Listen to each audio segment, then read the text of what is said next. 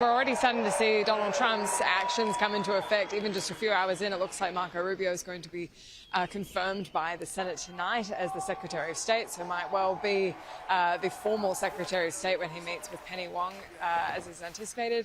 And what we are talking about here is ramifications in so many departments, but what we're witnessing right now is really extraordinary. I think everyone knew that he was going to pardon the January 6 people who've been convicted in relation to that riot. I think no one anticipated that he would bring up the hostages from the Israel-Gaza conflict and have them on stage behind as he made the announcement, drawing the comparison between the two. I'm keeping an eye on what's happening. Yeah, you can see him signing these orders. We don't know exactly what they are yet. And the January 6th... Sorry, we are hearing the announcements. Thank you. The second item, preventing bureaucrats from issuing any more regulations. Yeah, Donald Trump there signing the executive orders with the presidential Sharpie. This is a Donald Trump thing, isn't it? The Sharpie. Now, yeah, I mean, all presidents obviously have pens because, apart from a nice way of leaving your mark on a piece of paper, you give the pen to often the people who were significant in bringing around, say, a piece of legislation. There's a weird way that American presidents actually do their signatures, which was, imagine, literally, you do the first half of the letter of a signature, the second, all of this with individual pens, so you can give those pens around. For Donald Trump, the pen is replaced with the Sharpie. Yes, it is the sound of a texter, wiggly, wiggly, wig. He loves the feel of it, he loves the sound of it, and he's always done it, so this is the way it is. About the January 6th stuff, what's important to note here is the size and scale of the number of people who may well... Could you imagine Biden doing this? I don't think so.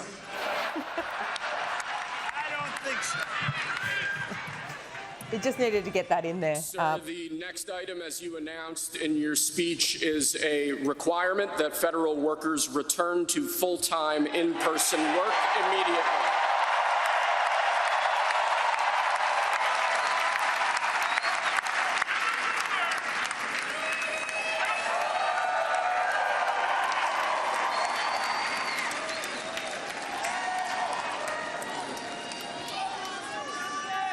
Thank you, sir.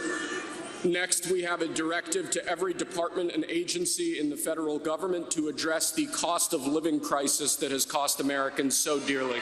So some of these essentially, some of them have the direct force of basically a president ordering something to happen. So say some of the immigration stuff, legal consequences of either reducing or commuting the sentences of people that have been found guilty of crimes in and around January the 6th, 4 years ago. The next item here is the withdrawal from the Paris Climate Treaty. Yeah, well, that one's going to go around, isn't it? The withdrawal from the Paris Climate Treaty in an election year here in Australia, that is certainly going to come up, I can tell you that much. There are big questions there for Dutton in particular. Yes, sir. This is not exactly going to be a climate change election for us here in Australia. It is a cost of living one, but given the nuclear announcement, the fact that there's no bipartisanship at all on energy at the moment, that is the one. But we might just keep on listening to this to see what some of these executive orders are, because the order of the way in these things are done really gives you an indication of Trump's priorities as well.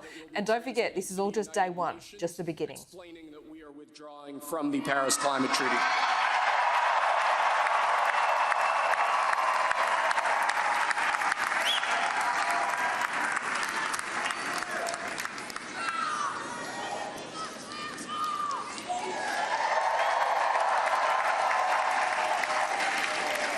Thank you, sir. This next item is a directive to the federal government ordering the restoration of freedom of speech and preventing government censorship of free speech going forward.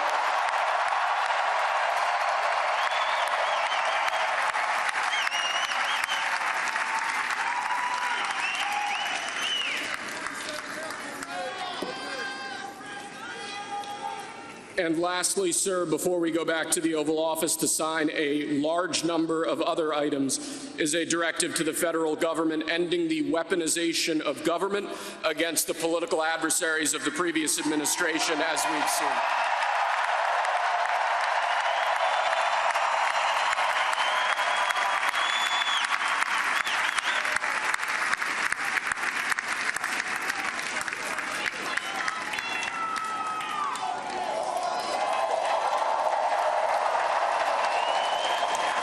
Thank you very much, sir. Appreciate it.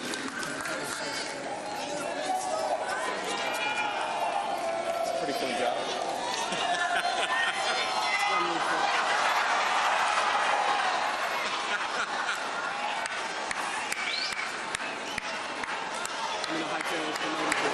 Alrighty, so some of those executive orders, many of them are just, touchstone announcements.